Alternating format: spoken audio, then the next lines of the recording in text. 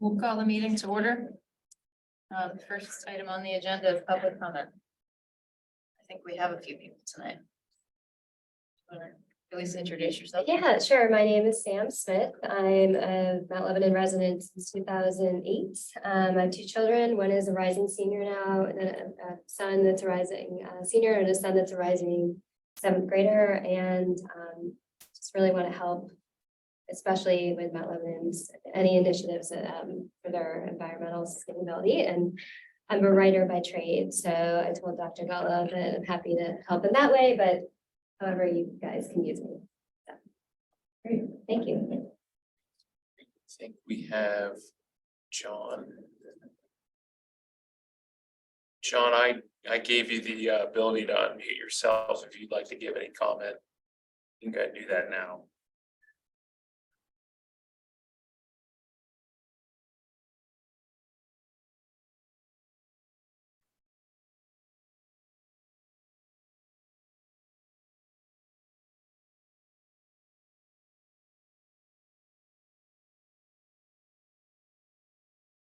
John, can you hear us?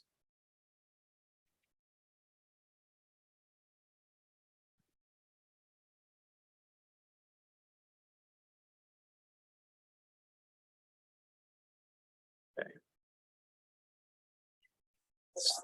We could probably move on if he chimes in and he just reserve back to that, so. John, if you can hear us and you want to speak later, just raise your hand or jump in. We'll come back to you.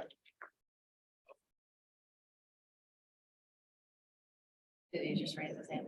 John, you are unmuted if you have anything to say.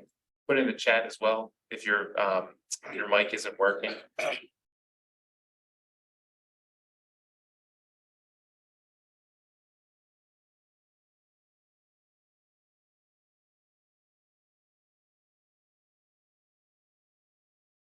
Be a panelist.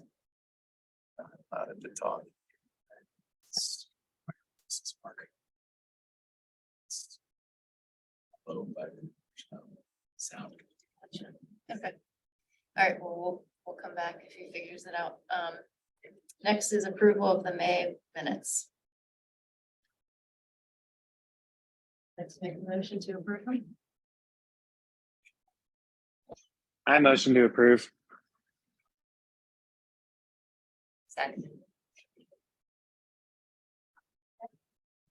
Junior board member liaison, which I don't think we have tonight. Are we gonna have turnover for the junior board member? Do you know? That is a good question, actually. Felix said he would, he'd be here tonight, but obviously we don't see him. So, I think as a student, I no longer has to go to school. Yeah. I can find out. He was at our house last night playing ping pong, so I can verify that, he doesn't have too late. We sent them home at a reasonable hour, so he should be here.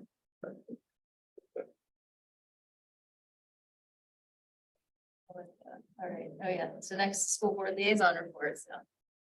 Melinda. Hi, everybody. Good to be with you virtually. Regarding the student, I think that we will wait until September, appoint a new one, see if Felix is up for it again. If Felix, I believe Felix is a rising senior. If Felix wants to appoint or help to identify somebody else who's interested, that would be fine. So we won't have a school board or a school student liaison for the course of the summer. I'm happy to mention that we are onboarding our new superintendent. All is going well. I don't have a big report regarding environmental initiatives, but all is well with the onboarding of our new superintendent and her identification of her goals, her meeting of new staff members, and just generally connecting with, getting established with the district. I will say that the district website is updated with the spring data regarding money saved by initiatives such as the better light bulbs and the changing out of, exactly which initiatives and projects have been worked on throughout the district. So a quick visit to the public website for the Environmental Sustainability Board, which is like a dashboard, would be helpful. So I don't have other info for tonight, but I can answer any questions anybody has, maybe briefly. Can I mention something? Yeah. My students and I run this initiative called the School Supply Drive. And during our locker cleanout days, student volunteers hang out in the hallways and we accept gently used school supplies like the ring binders and pens and pencils and markers and office supplies. And then we donate those things to a corporation called the Educational Partnership, who gives those school supplies to City of Pittsburgh's teachers and students for free.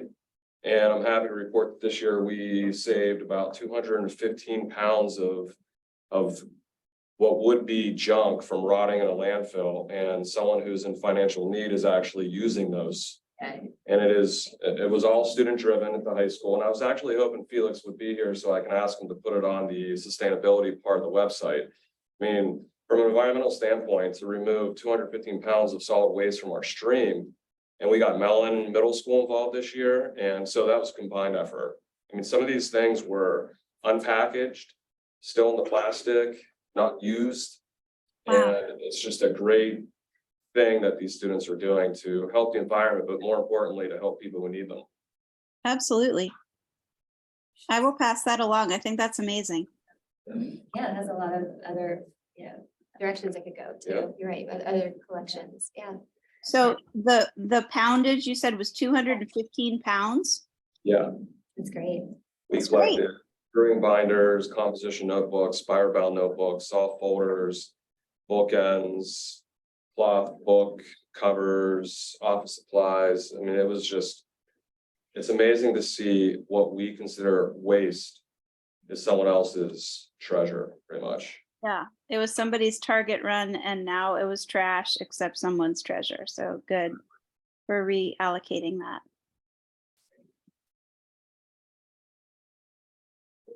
Okay. I don't have a further update. I will likely have a further update in the fall.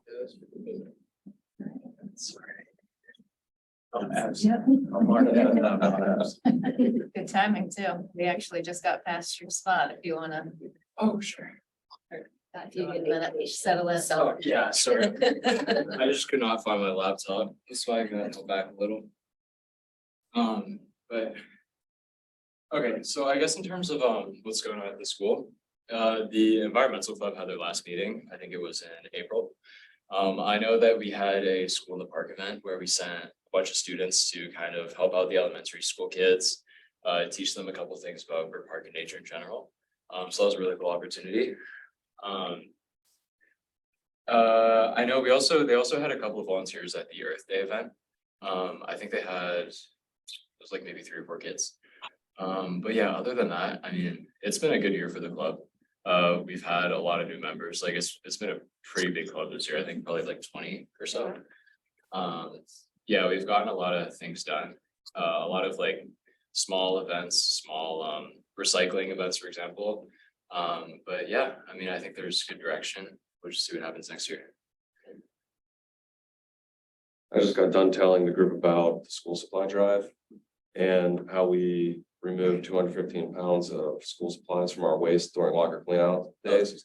And I was wondering if you would be able to direct me to the person who updates the sustainability part of the school's website. So, I mean, that's something that school can post about. Yeah, yeah, I know there's that sustainability website. I'm not sure who runs it, but chances are It's Kristen James. Actually, it's Kristen James is in charge of the communications for the district and she operates that part of the website. Okay, I've been in contact with her about this, so she, it won't be something new to her. So that's, Okay, I can follow up with that as well.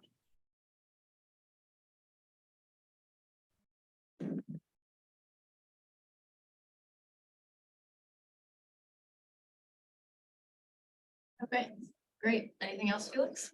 no, that's it for this week. Good. All right, we'll jump into ESB business then.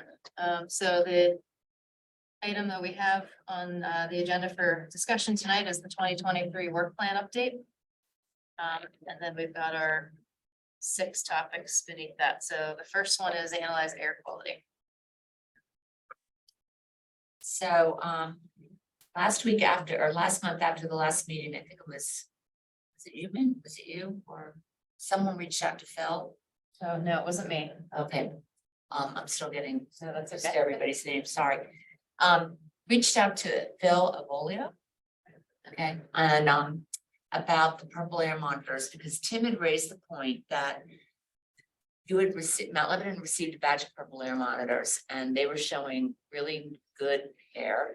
And there was another monitor that was owned by Rockus that was showing substantially poor air. So we looked into it. I work with an expert who handles the purple air monitor networks in Pittsburgh. And he looked up your purple air monitors, and it turns out that they are part of a batch of monitors that had bad sensors. And so the only monitor that was actually accurate was the one that was recording the poor air that belonged to Rockus. And when I look back through the readings, in fact, the air that it was showing that would have been impossible because the air around that area was, substantially poor.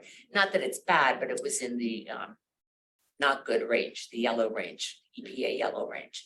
So I've been in touch with Phil. He's reached out to Purple Air, and from what we understand, it's just a simple matter of them sending new sensor boards, and then he has to reinstall them himself, which is kind of a pain in the butt.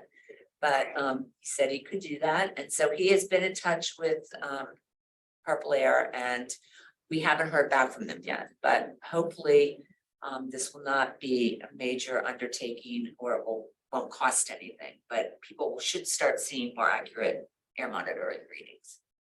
Does that make So sense? it does, yeah, I was just thinking as far as one of the things we talked about for this part of the plan was to use all the data we've collected Yeah. the past year. That mean we don't Yeah, really have any so- good data to use. Yeah, once we get this fixed, we'll figure out a way to start collecting the data. Yeah. And it would be cool too, because these monitors are all at the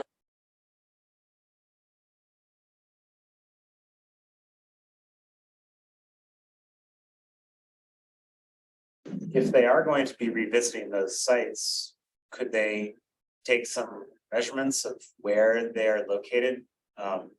Ambient air quality measurements actually have to be located in a very specific position relative to the ground in order for it to represent what ground level air quality is like.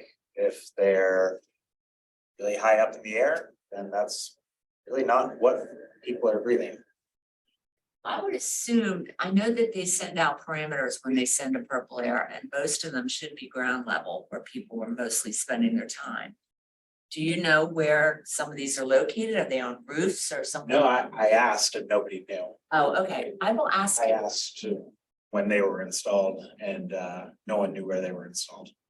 Oh, because he gave me a list of 2, 3, 4, 5, 6, 7, 8, 9, 10 schools. Well, no, they knew which schools were installed, but where they were. Where at the schools they were located. Okay, I'll see if we can find out. I mean, they should be installed somewhere that's under shelter so that they're not open to the elements. But I don't think they recommend putting them on roofs because of the heat. So that's a good question. I will find out. Thanks. That's a good update. Do you have anything else to share this week? Not at this time. All right, next is the plastic bag reduction, which is a topic that helped to lead, and I did do a little bit of research, and I kind of thought very generally about potential directions to take here. When we talked before, there's certainly some hesitation about a ban, which I agree with. I don't know that that's the right way to go, although that's one option.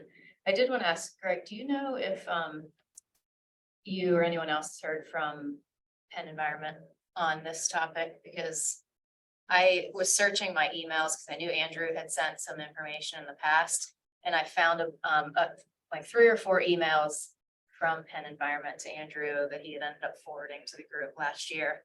about, or maybe it was earlier this year.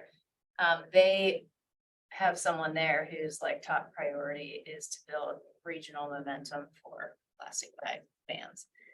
So they had reached out about setting up a meeting and, I thought Mindy had said we were interested, but then I had never heard anything. So anyway, Yeah, I'd check my email, real quick, but I don't. I think that's something, at least as part of figuring out where to go, it's certainly worth talking to. this Right, there's person. I work with Penn Environment, is Okay. that Barbara handles the plastic regulations? It I might think it be was Dan Brown was who was mentioned in the emails, but Dan Brown, okay, Yeah. he, I think, is also there, he might just be. Yeah. Yeah. Either one of them, but yeah, didn't someone say at the last meeting that Philip Pittsburgh's ban is Yeah. going to go through in October? They got pushed back because they needed to have a more of a, well, at least the article that I read. They needed to approach it differently, so businesses would be on board. I'm not really exactly sure, but they pushed it back 90 days. So I did look at Penn Environment's website and they have quite a few things on there. In fact, they have 2 model ordinances that other communities have used. I think it said there were like 13 municipalities in Pennsylvania that have already used their model ordinance. One was a single use bag ordinance specifically. And then the other one was a combined single-use plastic ordinance, which included more like takeout containers and straws, utensils, stuff like that.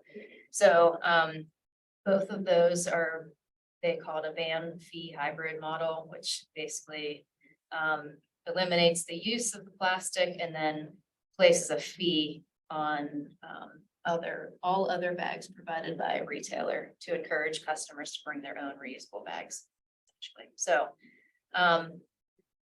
anyway, that I feel like that's kind of like one option, go full on ban, which I think would be difficult not only to get everybody on board with, but also to enforce. Then I was thinking maybe a middle of the road strategy would be a municipal, possibly even like a school district. As a place to start, maybe no plastic at municipal buildings and facilities and events, and hopefully, maybe in the schools as well would be really cool too. But not all the way out to the businesses. And then the third thing I thought of was, maybe there's just, I don't know the right terminology, I don't know if policy is the right word, but like maybe we, Mount Lebanon makes a statement that we want to reduce plastic bag or plastic usage, and here are strategies. Maybe there's an educational component, or there's like incentives for people who do the right thing.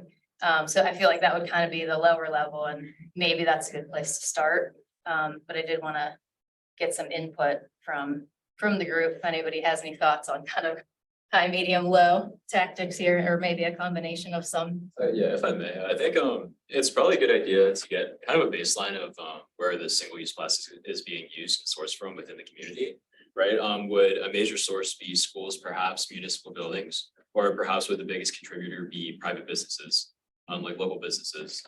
I think that's definitely somewhere we can start. In regards to the school specifically, I know that we've transitioned to like the reusable trays and plastic paper plates already, but we're still using a lot of plastic utensils. So I'm wondering like how feasible would it be to maybe change those to some other type of biodegradable material? Question. I mean, I would like real utensils, not work too. Yeah, I know they exist. But Back they're in the old days, expensive. that's, we used to use. Great, yeah. Woo-hoo. Hi, Felix, that's a school related question. And I just wanted to encourage those who are interested in school related changes to speak at they're going to be community forums for neighbors who have different interests and concerns. We're putting those together now, encouraging our new superintendent to listen in different areas. Certainly my area will be to encourage them to be interested in listening to those who have concerns regarding environmental issues. So that would be one for a community forum, which our new superintendent intends to hold. She starts July 1st, so that's why you haven't heard much about that yet. But throughout the summer, she's going to be doing a lot of listening, a lot of understanding, a lot of like fact finding, as well as usually when she does those, one or more school board members would be there, but not more than 5, because that constitutes a quorum and we can't do that. So there would be a smattering of a few of us there, most likely me, if it's related to environmental sustainability issues. One of the issues related to use of plastic utensils is the dishwashing issue and the cost that is incurred when one needs to dishwash. So that would be something that is considered over a period of time, becomes a budgetary request, a budgetary item, and that kind of thing. So that's the answer about the plastic silverware. The big deal this year, and sometimes you have to take one thing at a time, but the big deal this year was the removal of the styrofoam trays at elementary school. So if there haven't been drastic changes at the high school, it's because we're a giant district of 10 schools. And the big move this year was to get rid of the styrofoam trays at elementary school, as well as to start the dashboards to increase communication that meets our communication objectives, as well as just informing and answering questions regarding, hey, how much do we save if we replace all of the light bulbs to LED, that kind of thing. So those have been the focuses. You can't have a million focuses in one area because it's a large school district. So I'm really pleased to report back at the next meeting that we now have a staff member on board. Thank you, Mike. And that we have a student on board, have had all year, reaching out to the younger students. Felix, I'd be curious to be able to report whether you're continuing next year in this June meeting that I have upcoming next week, whether you're continuing next year, whether you have another person in mind for the liaison to the board, the ESB board.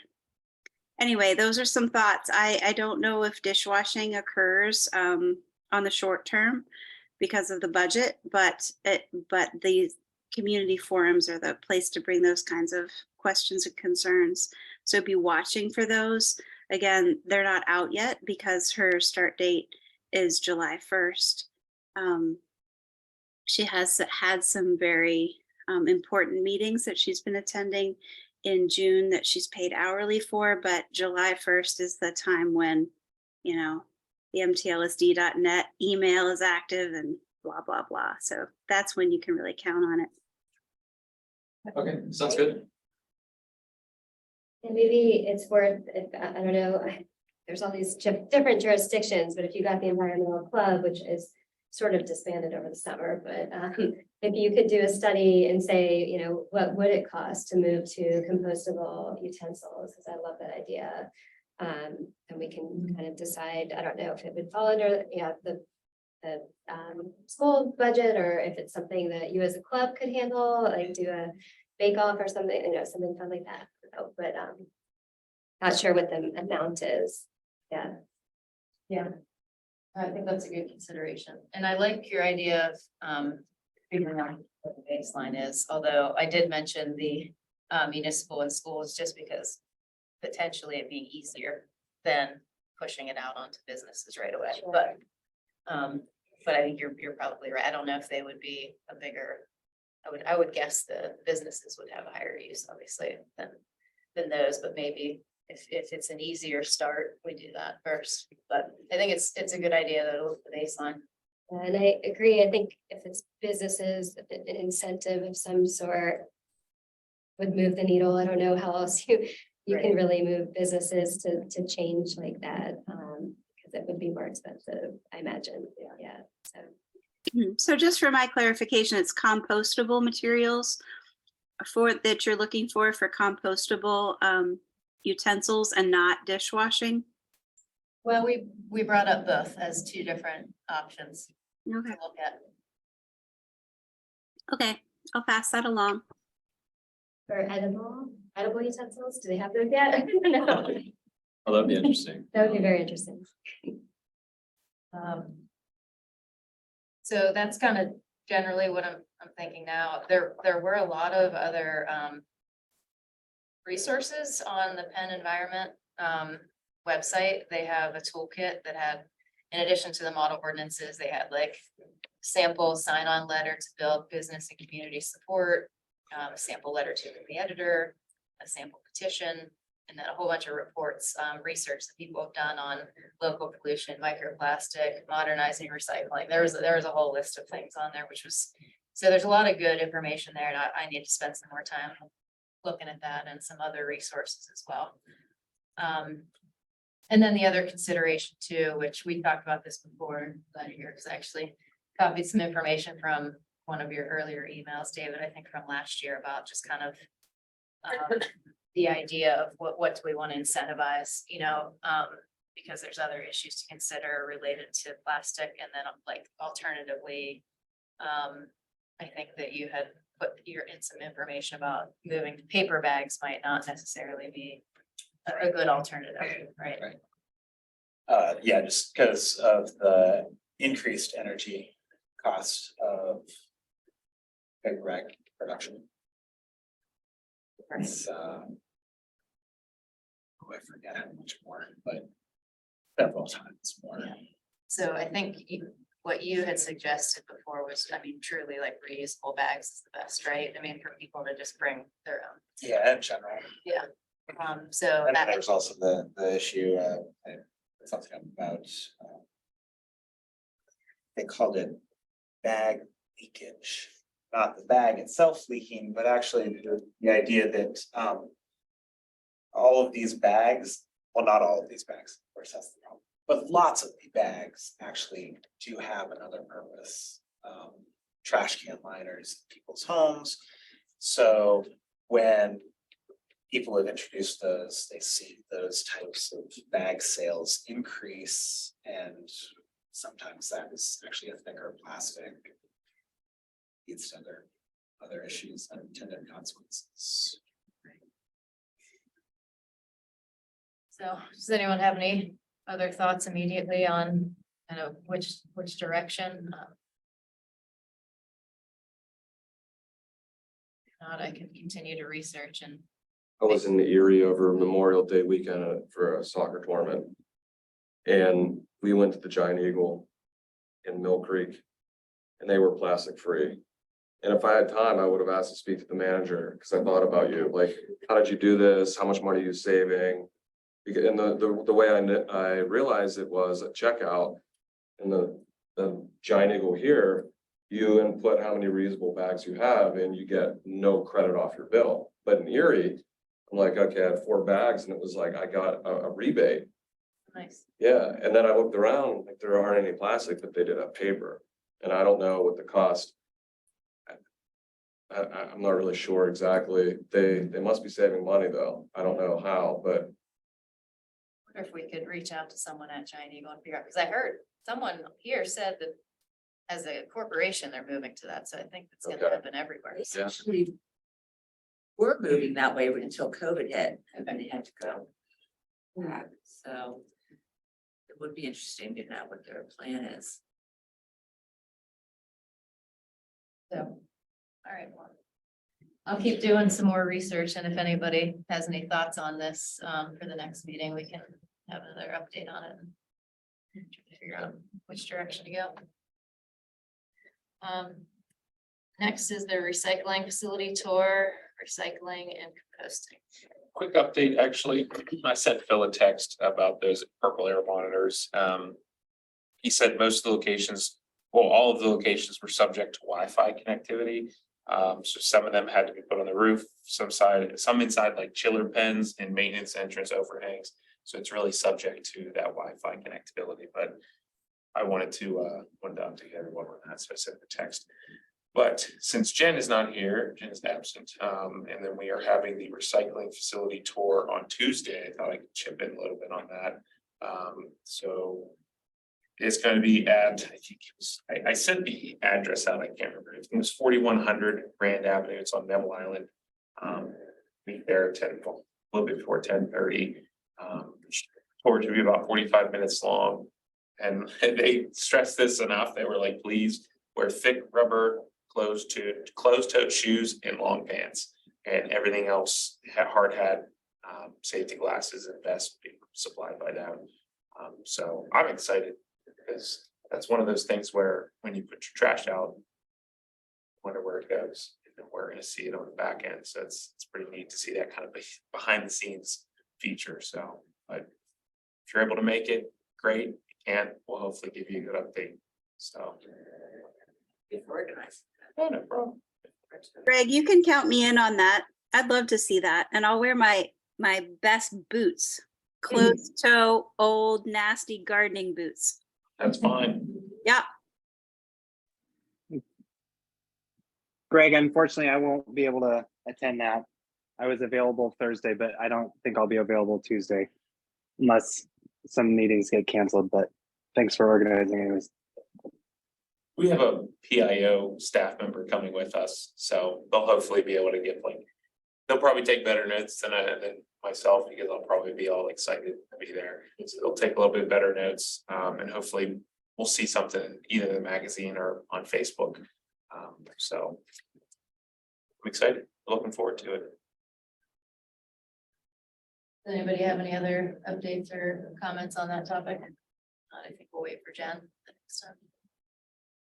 I was just wondering, the composting component, was there a initiative or something to do some kind of composting here, or?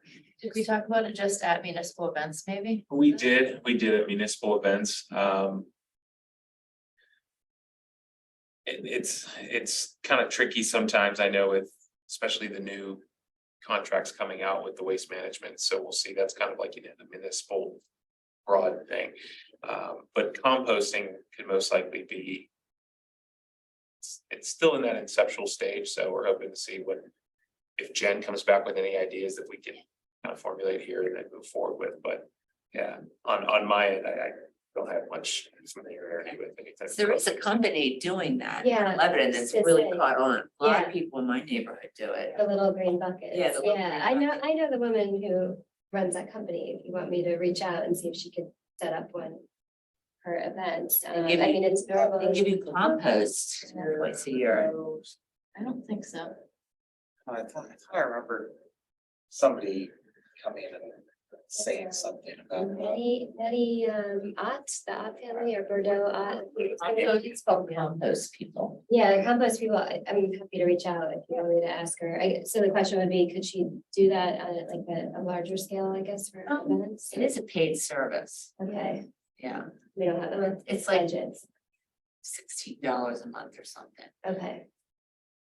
Or could she And the donate? question is, does she have the capacity for more clients? Right, exactly. Maybe she could. I mean, maybe donate. even just an update on how, like, if she could come to a meeting and let us know, like, what she's doing, how she got it I don't going. know how many Okay. people are doing it, and Yeah, I can ask her. So one thing that I can bring up, just like maybe like 3 or 4 years ago, they did come in and they presented, and they only had, at that time, they only had like maybe 20 customers.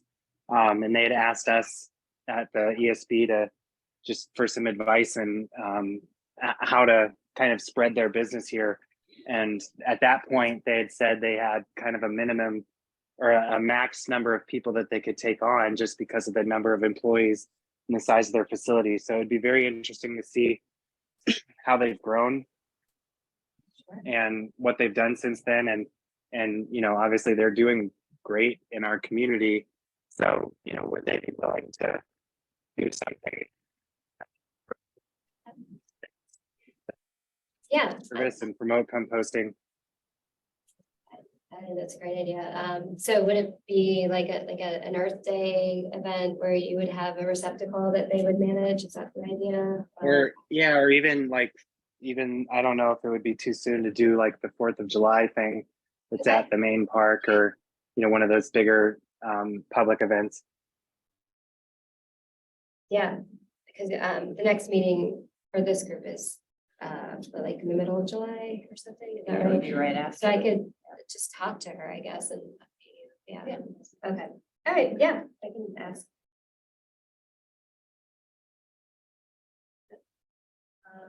Next is education website content. Greg, is there any way that you could I sent everyone an email with an example newsletter that I created. Is there any way that you could open that up? Maybe share your screen over Zoom?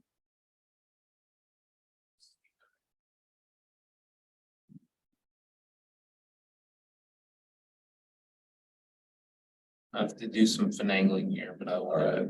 So, So in the odd silence time, I'd like to chime in, Mike, that I thought it was fantastic. I read it over. And so the water usage was fantastic. I think that people would read that. I think they would learn something from it and they'd give it a try. And some of the topics that we've brought up would likely fit really well into your newsletter. yeah. I wondered if students are writing that at all. I wondered if you have student involvement, maybe that becomes an AP assignment or something. I was curious how you saw that going forward, because I know how hard our teachers work, and that's kind of the last thing you need is more. Just wondered. That is true. That is true. With that. I thought about that Absolutely, I too. get that. Yeah. So I've done a lot of thought about this, and the way that I approach, I'm sure Mr. Scalzo has the same philosophy, but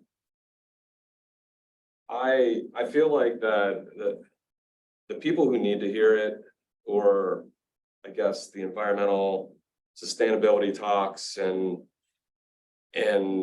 practices that are environmentally friendly, I feel like we're preaching to the convinced already, and the unconvinced need to hear about this. And how I approach is I always relate everything to money. And if you could save money, then indirectly, you're gonna save the environment. And I've gotten a lot of good feedback from many different types of kids that I've had over the years. Like the way that you're even down the middle of the aisle, but you tell me how to save money, and I want to implement these things in my house because it helps save money. But then you taught us about now this goes to saving XYZ in terms of environmental resources. And I assign my class a project that is like a 4-month independent research project, and one, it's called the lifestyle change, where they identify something that's not environmentally friendly in their life, and they have 3 or 4 action steps that they have to conduct and collect data. And then they make a defense, they defend their work the last month of school after the AP exam. And every year alongside of them, I've done the same thing. So I have all this data sitting there, and I know this is kind of cheesy, but I've been meaning to like put this data together to write a book. And I find that this is like the perfect way to force me to do this. But at the same time, it like you said, I feel like, for example, Greg, can you scroll up just there? Or David, so keep going to where it says water reduction method number 1. So these are all the things that I've done in my house. And I wanted to make it clear in this newsletter that I've done the research and it saves me money. And here's what I've done.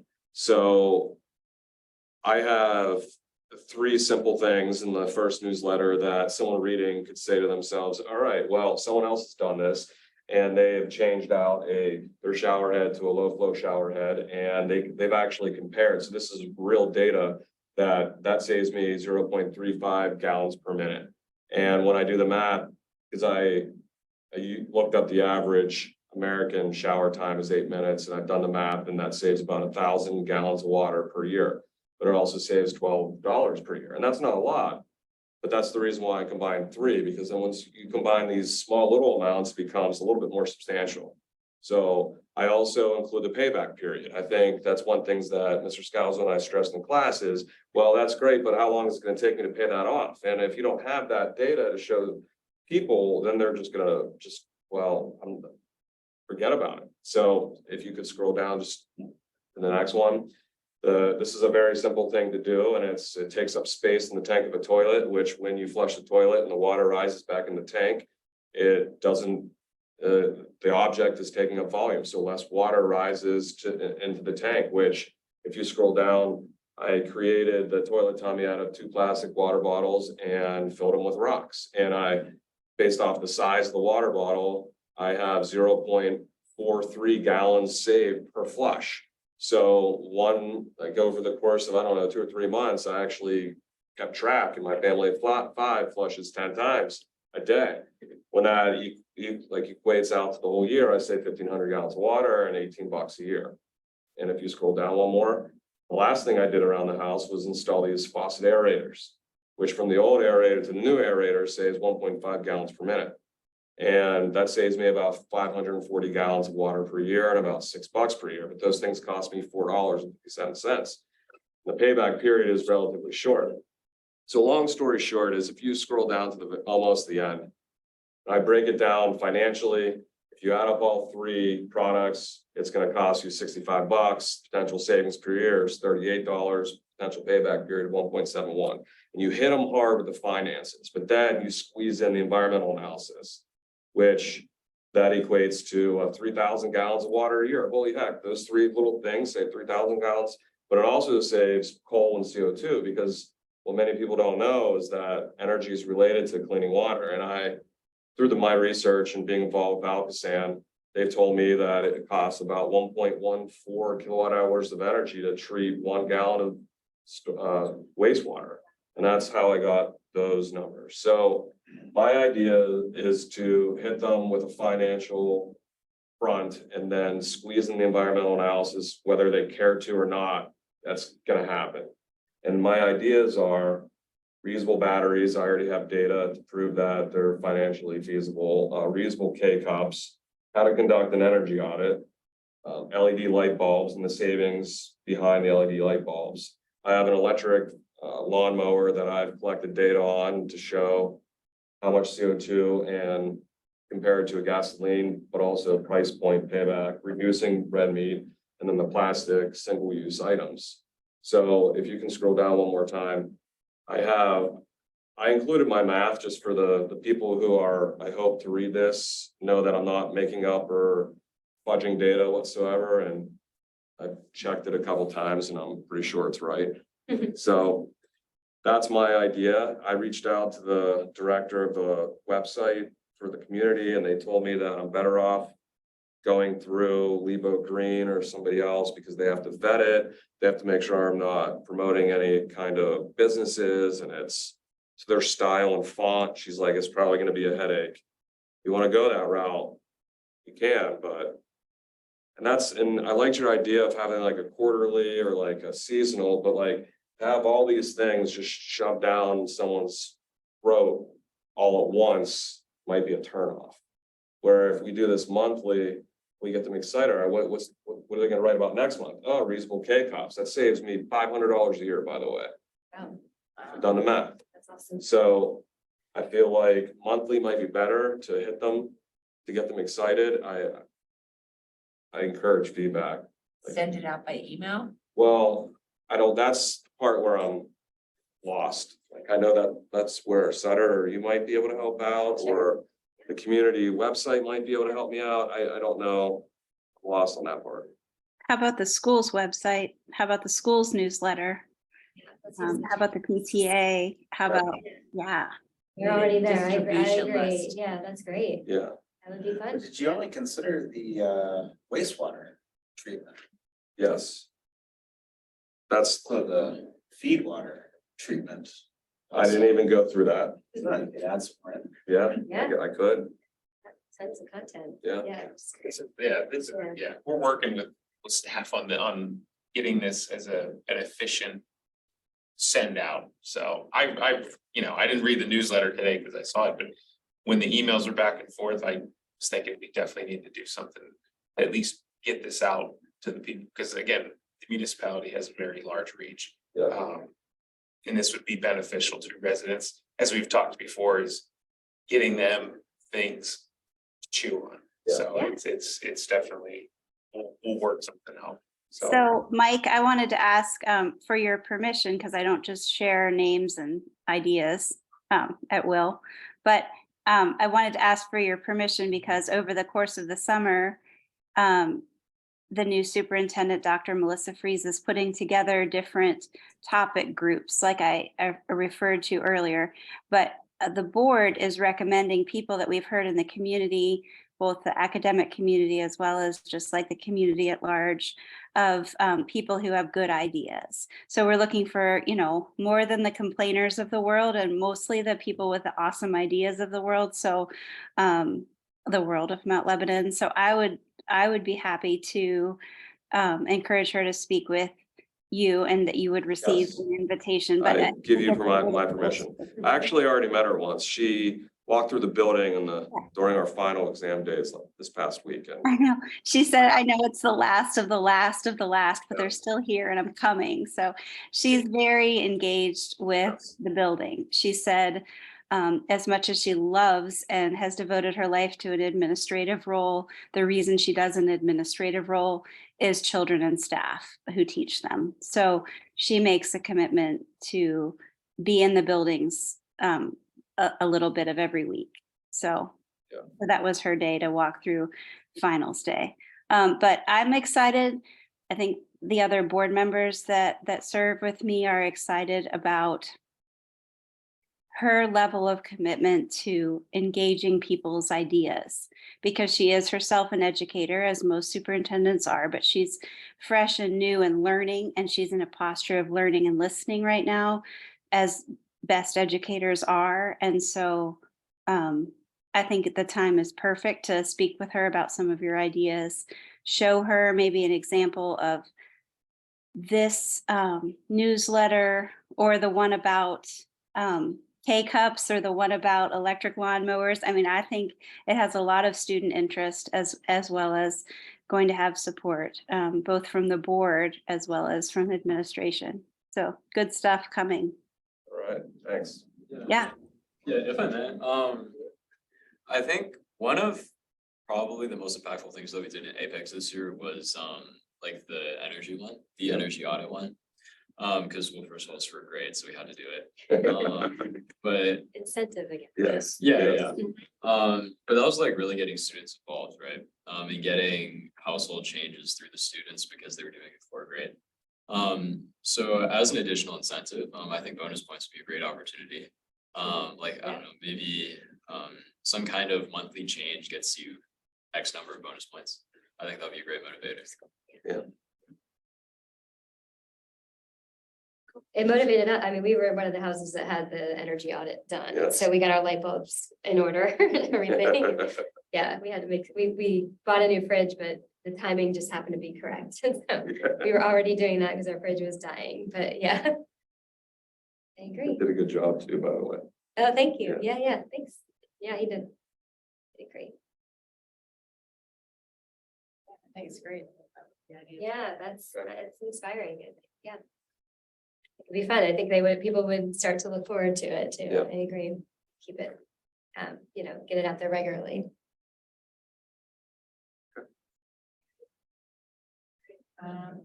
Stormwater ordinance update.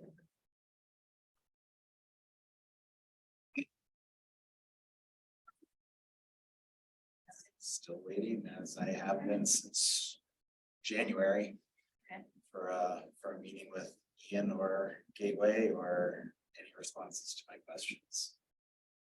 Greg, have you heard anything?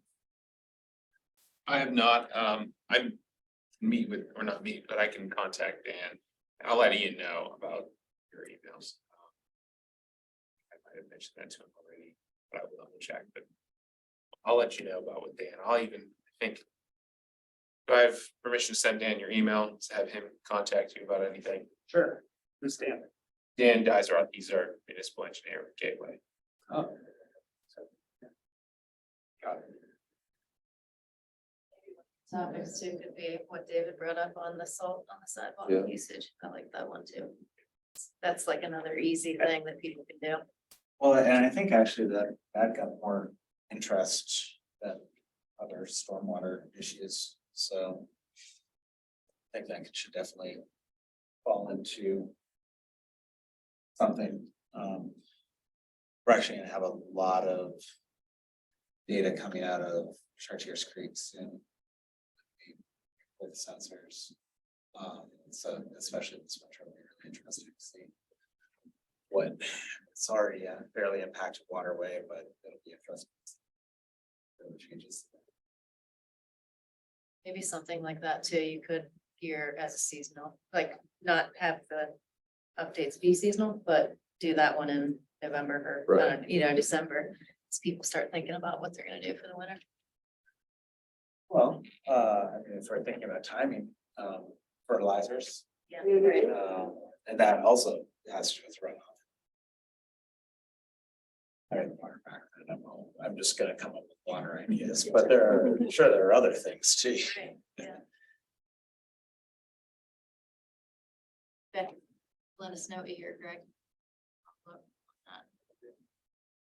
And then last topic is the energy benchmarking. It's Tim, is he still on?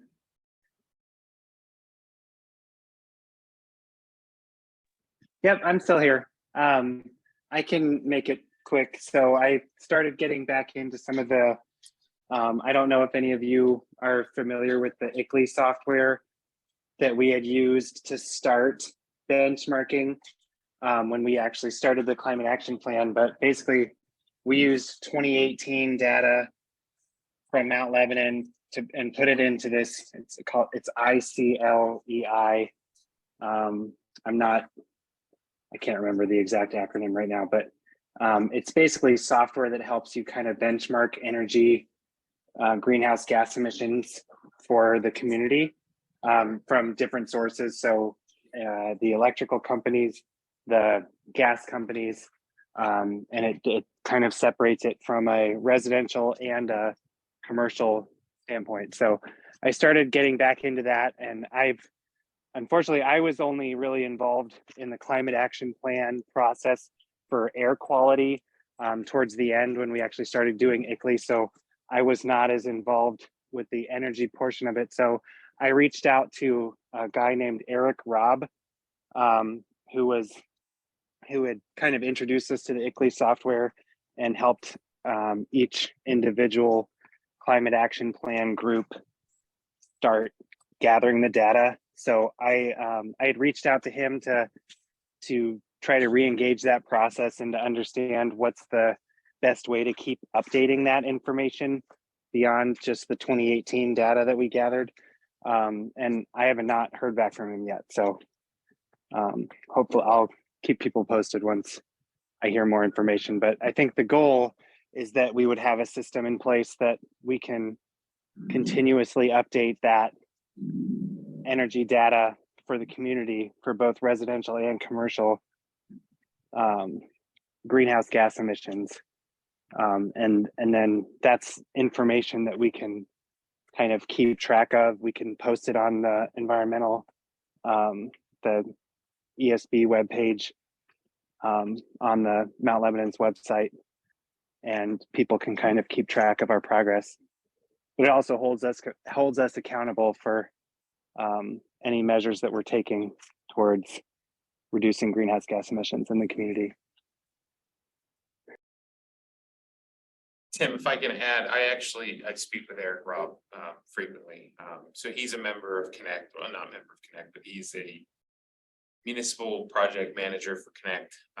And they've actually been going through a move. So they're moving out of like the University of Pittsburgh, and I think they're down in Lawrenceville now. New address, email address and everything now. So he's been pretty busy in this past month. But I actually spoke with him, Yeah. I think it was last week sometime, mid last week, about something I've been working on with getting the ICLEI stuff back up and running.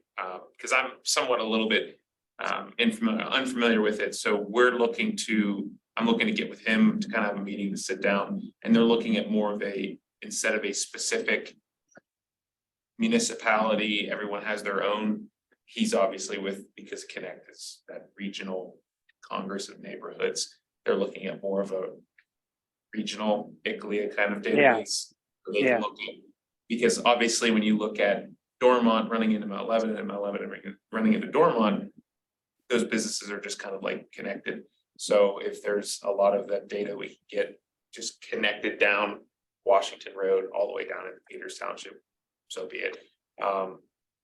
they're working on something. If that's pretty much the roundabout update I can give on. Okay, that'd be great. Well, Tim, I can yeah, keep you in the loop. I can definitely keep you in the loop on what we consider moving forward with, but there's a cost factor which they connect or the group has to consider, because if municipalities want to participate in that, Connect could then front that and purchase. I don't know what, again, I'm unfamiliar with it, but they have to kind of figure that out, but we'll see. right. And I think that was part of the process when we were doing the climate action plans. I think a lot of us were trying to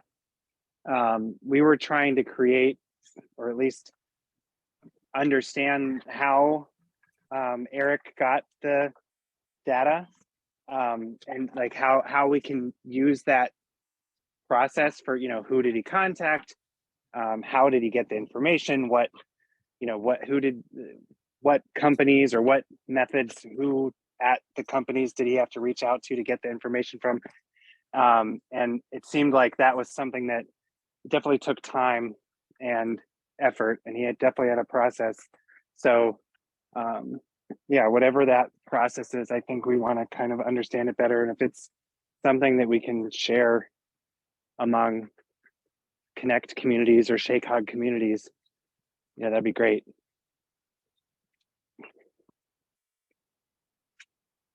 Stay tuned, everyone. Trying to think of what else was there on that. I don't think there was really anything else.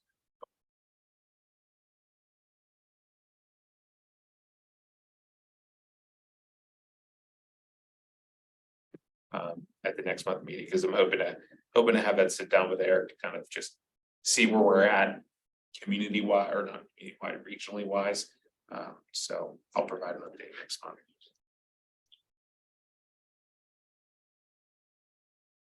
Any other updates or comments on the work plan topics? Okay. All right, next is the standing items discussion. First is the climate action plan, community focus groups. I think on this, we were just kind of in a holding pattern, kind of waiting to see what the municipality wants to do as a next step. Yeah, we're still kind of, that's still up in the air, but actually jumping on to kind of what we were just talking about with that energy benchmarking is that within that climate action plan, building off of Connect's climate action plan and then our climate action plan, I think that's a good first step, is to kind of find our baseline of energy benchmarking. So maybe we can chip away at it a little bit, but still kind of up in the air on that. So, but.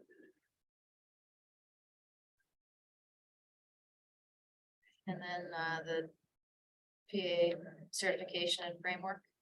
Hoping to be done by this, the end of the month here, going for the goal.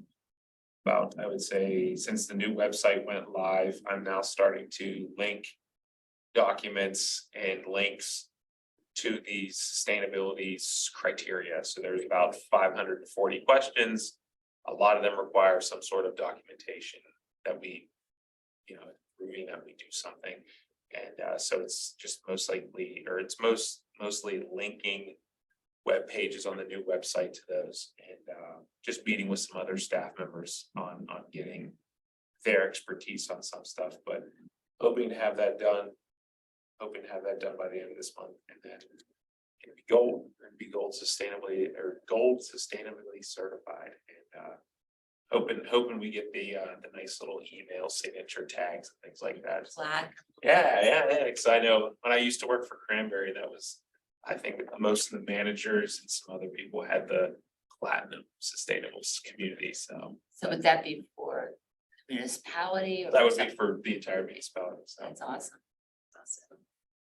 And then, like I said before, there's that platinum level, and that's something that we can work towards too, is the next point, but the nice thing about the new process that they're doing is you can be recertified immediately. You don't have to wait a certain time period. You can do it on your own, and all that data is already saved. So you just have to add the additional questions. That platinum is a lot more, I would say. Platinum level is very data driven. They want a lot more data and inventory. And then I think there's a few other hardware type of deals where it's like, not necessarily like monitors, but trying to think more like facility works, so, but that's all obviously a goal for the municipality, so see in the next coming months, years. Yeah, after we get the goal, it'd be interesting to see what that data is that's needed for platinum. You know, does that overlap with the I was at the gonna say, energy benchmarking? I and the was, other I was just gonna say, I think the energy benchmarking, the climate action plan, I'm pretty sure a climate action plan is required for, I think, silver. No, I think a pledge for a climate action plan is required for silver, and then actually have a climate action plan is required for gold. And then doing something with the climate action plan is required for platinum, so it's bronze, silver, gold, platinum, and there's a lot of things that we are just surpassed on, but it's like can't get to the platinum yet, so we're close, but say that's definitely a goal for the next, I'd like to see in the next 5 years. That's very ambitious, but I think gold is good as of right now. So, because there's the whole recertification process, the old certifications expire. So if the community does not recertify, they're expired. And sometimes with the old criteria, which was a little bit more lenient, you may see communities that were platinum. Well, a lot of the platinum communities will probably stay platinum, but some of the golds might drop down to silver, silver to bronze. So, but we're staying, we're going for the gold, so.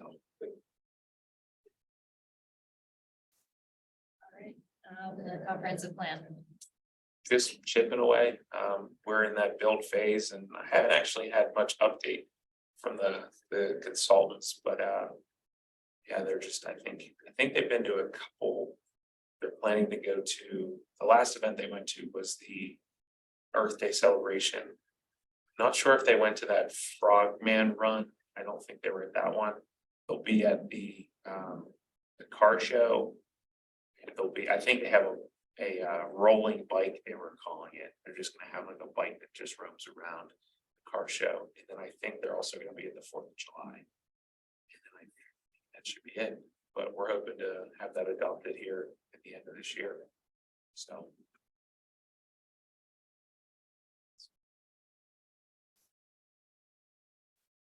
Commission business, we don't have our commissioner here. Yeah, Mindy is not here, but I do have a little bit of an update on the sidewalk policy that the ESB recommended and then took to staff and then not commission. So the commission will be discussing that at the meeting this Tuesday that's coming up. So it'll be discussed in their discussion session.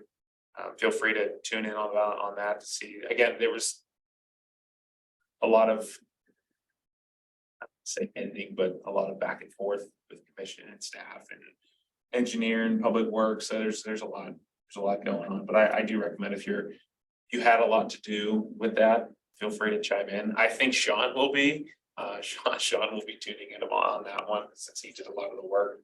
But yeah, hopefully they'll take some action on that this Tuesday. Is this sidewalk plan to put sidewalks in? Not take It's them out? basically a sidewalk expansion policy, so. Like Better on connectivity. one side of the road, because I'm on Woodland and we've been meeting with you guys for a long time.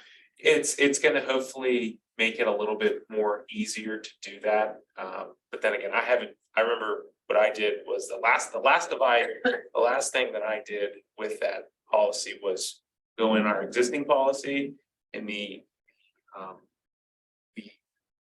recommended from the ESB and basically overlap them to see where the overlap was, see what the difference was, redline everything, and then I turned that over to basically administration and then commission. So we'll see what they've done. I haven't seen it since.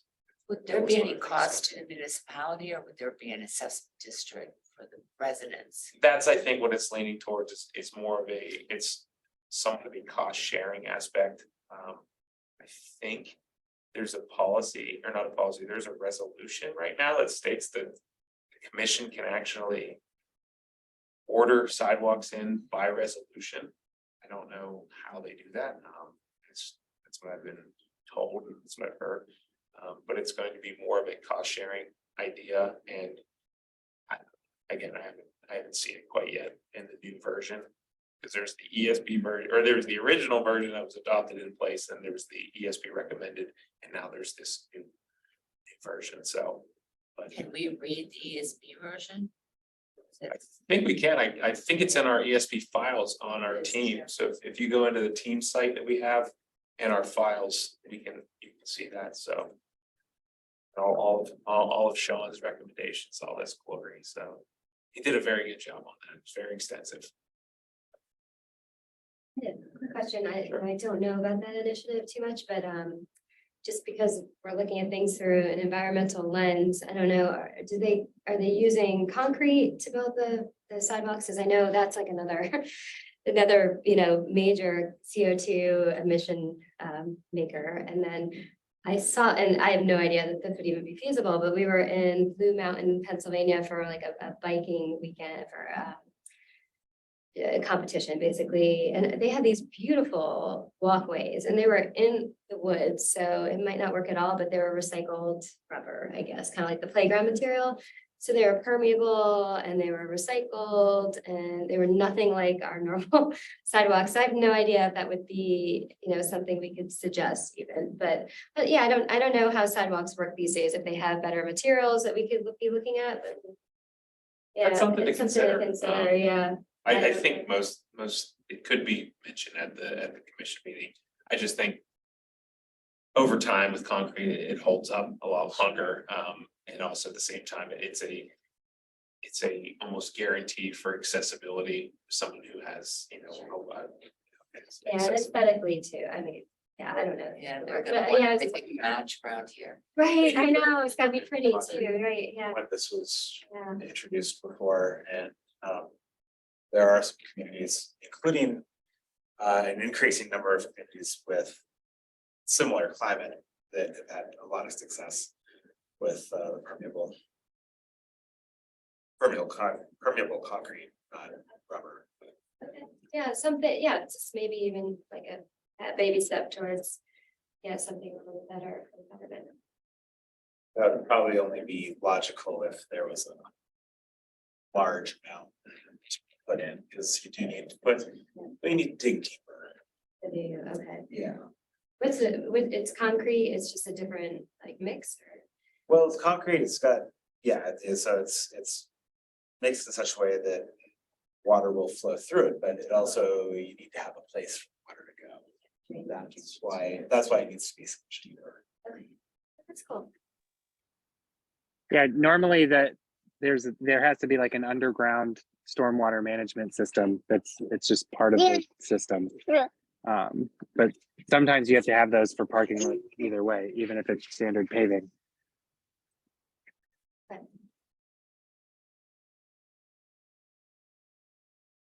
Any other commission business, Greg? Not that I know of. Right, and then under new business, we just have the municipal recycling facility tour. that we're proud of. Forward to it again. I'm super excited. Yep. Does anybody else have any other new business? Anyone? Nope. Would anyone like to motion to adjourn? So, sorry, I'll second. Motion, second. And second. All right. All right, thanks, everybody. Thank you. Thank you. Thank you. Mike, I'm just gonna say hi. I have a daughter who had you in class. You know what, when I You'll saw, never remember her. oh, I do.